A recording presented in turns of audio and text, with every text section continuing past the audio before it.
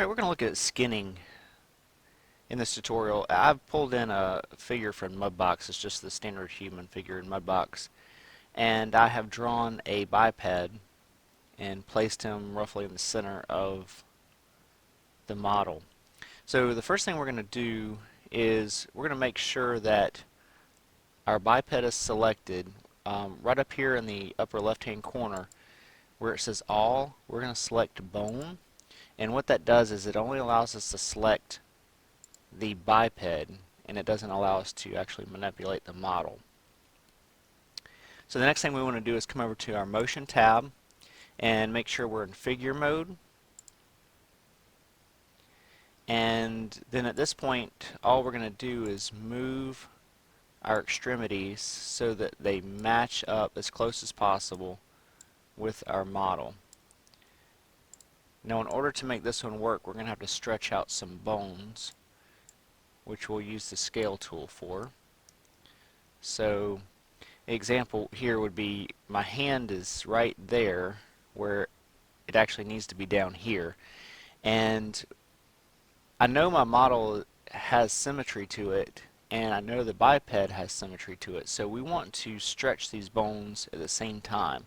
We don't want to just stretch the left or the right side of the model and then the left side of the model, because we won't get them exactly straight.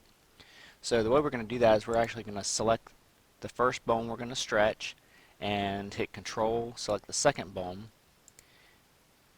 and we'll go to our scale tool, and then we'll grab our one axis and stretch it to where we need it. So we're going to bring this joint down to almost where the elbows are going to be on our model, because I'm actually going to rotate our collarbones up here as well.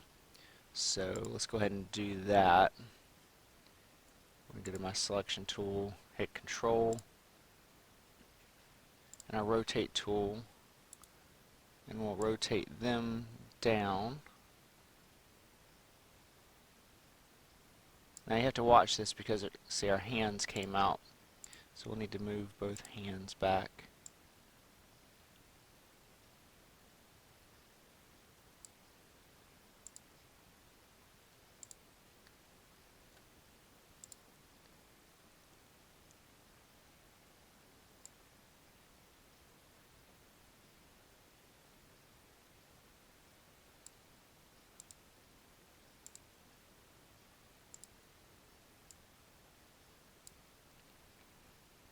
And we're also scale our forearms here.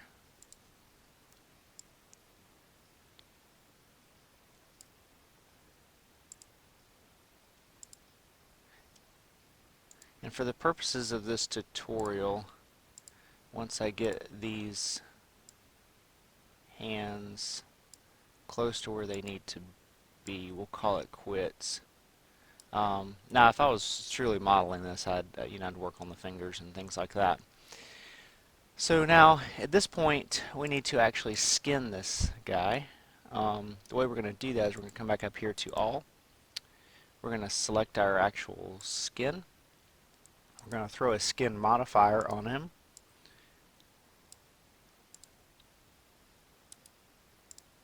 Let's try that again. And a skin modifier.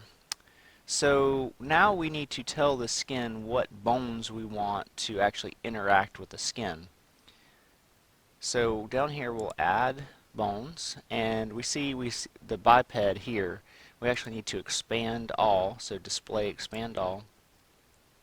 And we really don't want to select the biped itself. We want to select all of the bones underneath that. This would be the same for the cat animation tool, the character animation tool. If you select the base of the character animation tool, it's going to throw your animation off as well. So we'll simply hit Shift to select and click to select all of these, and we can see all of our bones here. And now at this point we actually should have some skin movement when we moved our bones. So just to demonstrate this, I'll grab my move tool, and you can see that our skin's moving with our bones.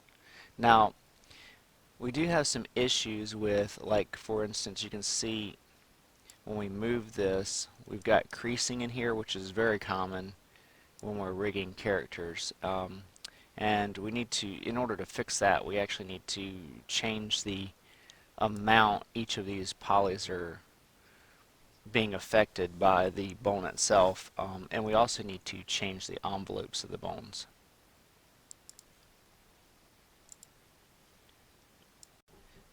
Now the envelopes we can find by clicking on the skin and going up to your Modify tab, coming down to your Edit Envelopes. And when we click on that, our head was selected, so you see this color. It almost looks like we have a soft selection going on here, which is essentially what it is. But the head bone being selected, it shows you in red, all of these are being affected that are in red a lot.